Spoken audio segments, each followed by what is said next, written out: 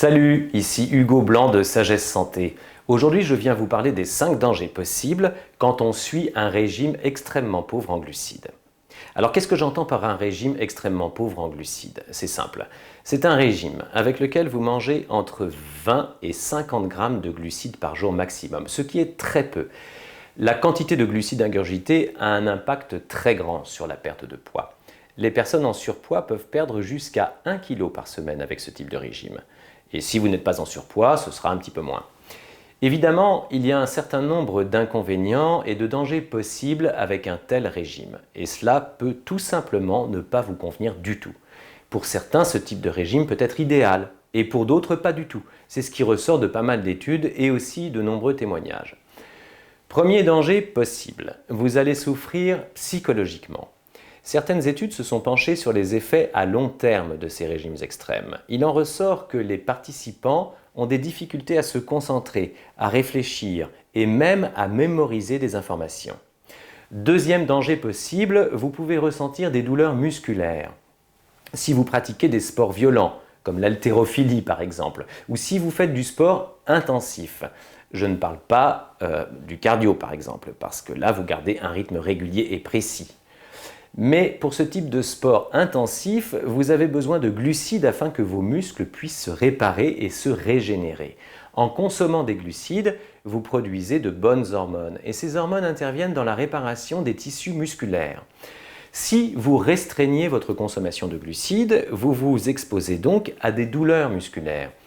Pour continuer à faire du sport, vous devrez vous reposer parce qu'il faut du repos pour que les muscles se réparent. Troisième danger possible. Vous risquez de manger trop peu de fruits. Il est conseillé de manger 200 g de fruits et 250 g de légumes par jour. Idéalement, on parle même de 300 g de fruits et 375 g de légumes par jour. Cela fait par exemple un grand smoothie par jour.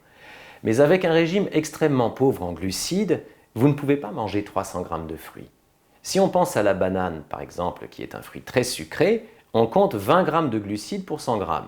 Si vous en mangez 3, vous aurez consommé 60 g de glucides, ce qui est trop par rapport à la limite des 50 g par jour. Vous avez bien sûr d'autres fruits comme les fraises qui ne contiennent que 8 g de sucre pour 100 g, ou d'autres qui en contiennent encore moins. D'ailleurs, je ne vous conseille pas de faire l'impasse sur les fruits parce qu'ils contiennent énormément de vitamines et de nutriments. Des nutriments indispensables. Quatrième danger possible, les femmes peuvent avoir des cycles menstruels irréguliers. Un cycle peut être irrégulier pour bien des raisons, mais des études ont montré que les problèmes de cycle augmentent avec la diminution de la consommation en glucides et donc de calories. Ils vont s'espacer ou tout simplement même s'arrêter. C'est l'aménorrhée. Cinquième danger possible, vous pouvez souffrir d'une carence en iode. Consommer trop peu d'iode peut vous valoir des crampes et d'autres douleurs. Vous pouvez aussi souffrir de diarrhée ou de constipation, ou encore de problèmes de mémoire et de concentration. La carence en iode est très répandue. C'est la première carence au monde. On conseille d'ailleurs de manger du pain pour éviter cette carence. Pourquoi? Parce que pour faire du pain, les boulangers utilisent du sel qui contient de l'iode. Et donc en mangeant du pain, vous augmentez votre taux en iode. Votre besoin quotidien s'élève à peu près à 150 microgrammes. Et dans une tranche de pain, on considère qu'il y a environ 25 microgrammes d'iode. Évidemment, en suivant un régime extrême, le pain vous est interdit. Et vous devrez donc trouver votre source d'iode ailleurs. La plus grande source en iode, bien plus que le pain, c'est le poisson blanc, comme le lieu ou l'aigle fin. Mais aussi les poissons gras qui contiennent plus d'iode que le pain. On peut aussi parler des fruits et des légumes qui en contiennent un peu. Les œufs sont également une bonne source d'iode, un peu moins que le pain, mais ils en contiennent. Et voilà, nous venons de faire le tour des inconvénients possibles liés à un régime extrême. J'espère que cela vous a aidé et je vous dis à bientôt dans une prochaine vidéo. Merci d'avoir regardé cette vidéo. Si elle vous a plu, alors n'hésitez pas à mettre votre pouce en l'air et à me suivre sur ma chaîne YouTube. J'ai écrit un livre qui rencontre un vrai succès et qui s'intitule Bible minceur, dans lequel vous trouverez plus de 100 délicieuses recettes pour perdre du poids et vous débarrasser de votre petit ventre.